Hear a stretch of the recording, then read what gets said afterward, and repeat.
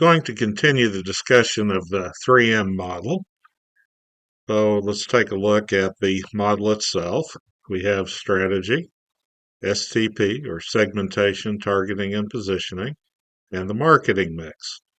Last time we discussed strategy and we used Porter's generic strategy, and the important issue there was you had to decide on a strategy before you could begin deciding what's your STP, and then with your STP would help you decide the marketing mix. But all of these are combined together. And so today we're going to talk about STP. The first part of STP is segmentation. Then we have targeting, and then we have positioning. So let's take a look at segmentation. Segmentation can be broken down into these 5 areas: geographic, demographic, psychographic, benefits, and behavioral.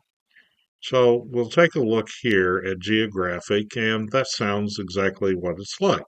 We can pick geography. We can say we're going to uh, sell our goods and focus strictly on Southwest Missouri, Joplin, Missouri, Missouri Southern, or we can go large and say we're going to be Midwest, or we're going to be the United States, we're going to be worldwide, whatever it is. So that's one way to segment your product.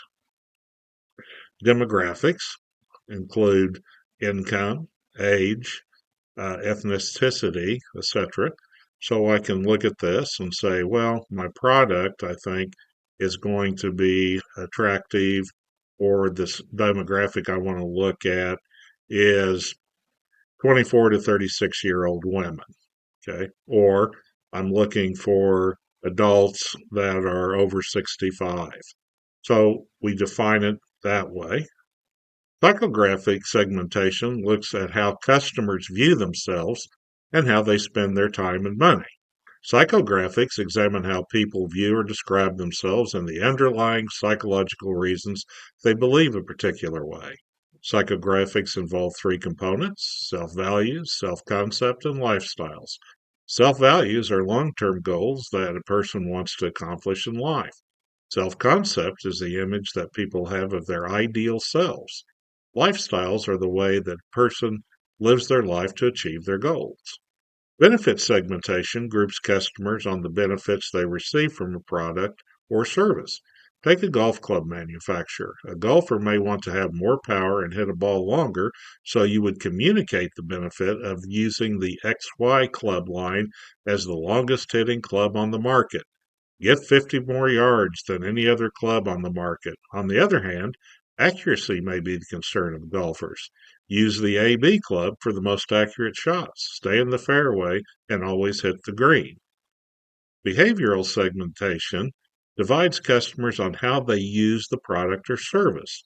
This includes occasion and loyalty segmentation.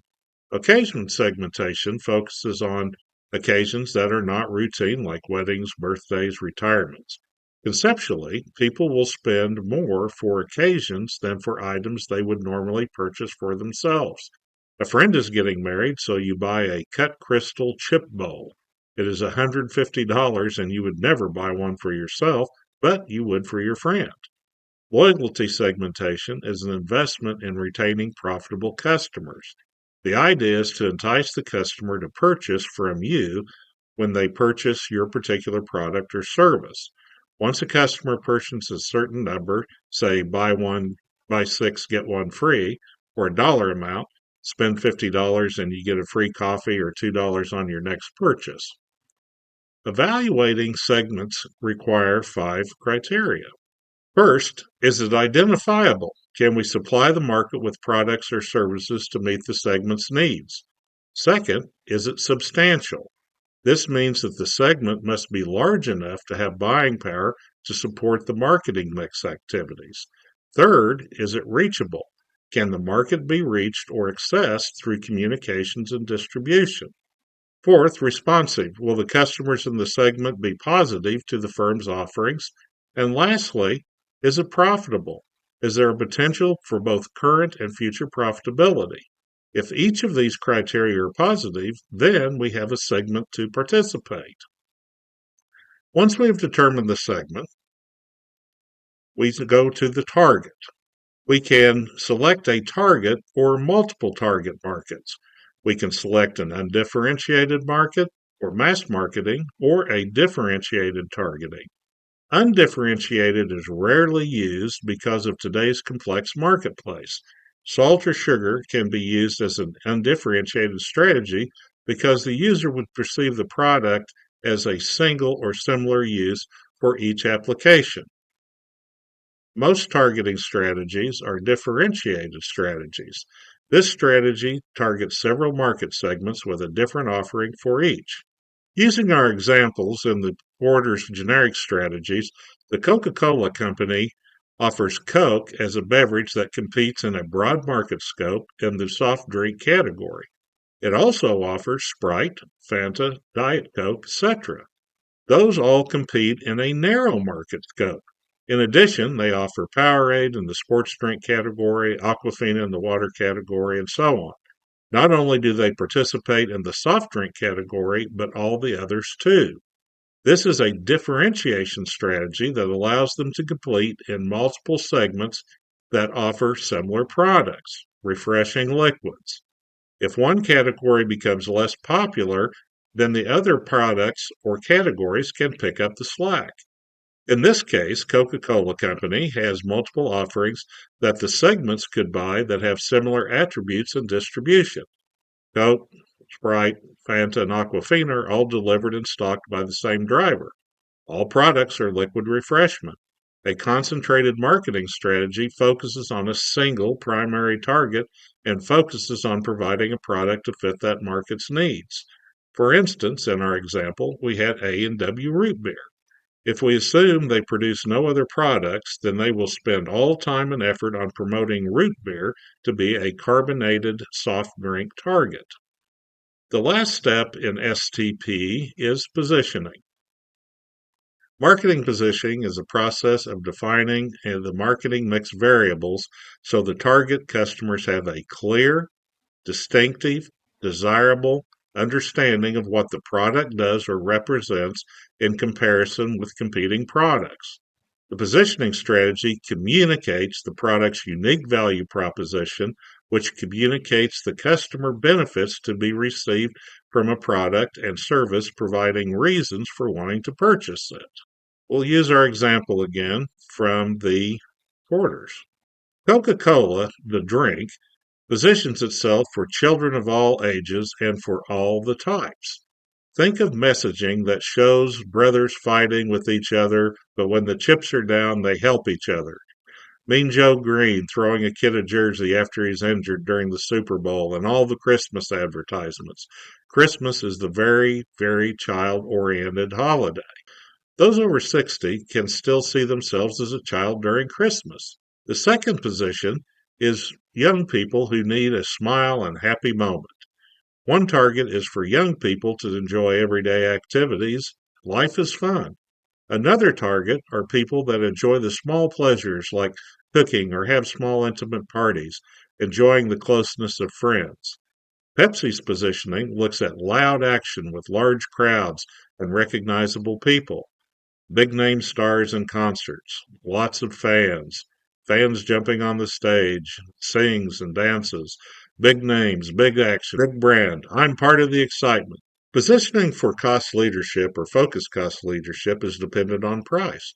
The low price, due to lack of differentiation, which I'm talking about no marketing, no promotion, limited distribution, keeps the cost and typically the sell price of the product lower than the differentiated product.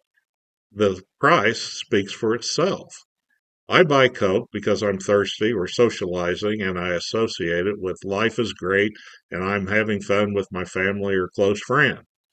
In the same quadrant is Pepsi. I drink it because I'm thirsty, associate it with popularity, loud, large crowds, and being part of the excitement. I buy Sam's because the product speaks for itself with price. The benefit is low price. I'll skip the fun and excitement for a much lower price of Coke or Pepsi. An important point: don't get stuck in the middle. The price difference must be substantial.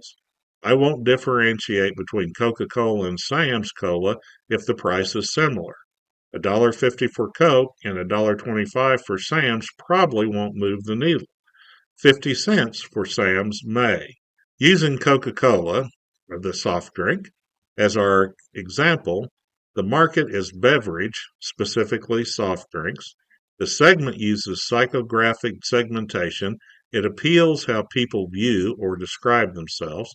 The target is broad scope, which is cola drinkers, and is positioned as life is great, I have fun with family and close friends. So the STP could be stated as Coca-Cola drinkers that love life and have fun with family and close friends. This brings us to the end of this segment, and next video I will be talking about the marketing mix. If you'll see, we're narrowing things down to where we have selected our strategy. Our strategy will help drive how we're going to form our STP. And as we'll see, once we have the STP and the strategy formed, then we can easily, or at least be able to, make decisions on the marketing mix, which will move everything together as far as strategy and STP.